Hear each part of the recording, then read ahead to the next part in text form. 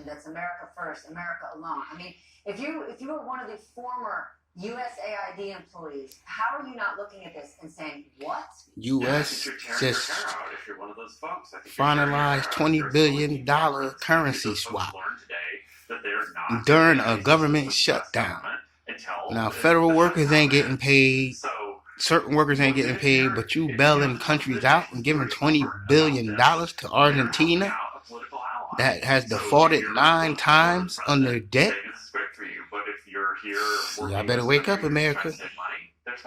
Wake up. So this bailout is happening amid growing concerns about our own economy. The Wall Street Journal kind of broke it down today. Tariffs are up, debt has ballooned, and Doge really didn't do much. The president promised to rebuild the economy. Is he anywhere close to that goal? No. He's taking the economy backwards. Deficits are up, as you mentioned.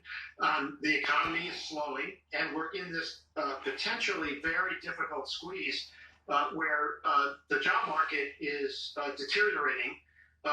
And so you want to stimulate the economy to help with, say, Fed rate cuts to help people stay employed.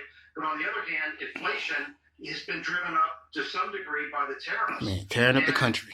So stagflation is what comes out of that equation. So it's very difficult for the Fed to manage, very difficult for the Treasury to manage. And this is a president who has not put the economy first. He's put his idiosyncratic tariff policy in place, which has been very chaotic. And it's not a good picture for the United States. And one of the problems right now is that we're not getting economic data because of the government shutdown, because of the cloud that the president cast over the honesty of government data by sacking the head of the BLS.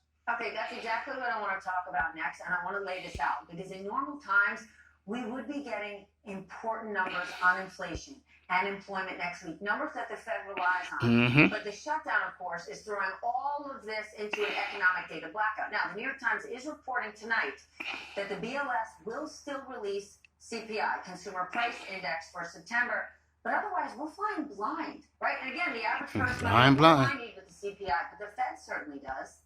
The Fed certainly does, that's right. So we might get a little bit more data out of the government, but we're not collecting new data.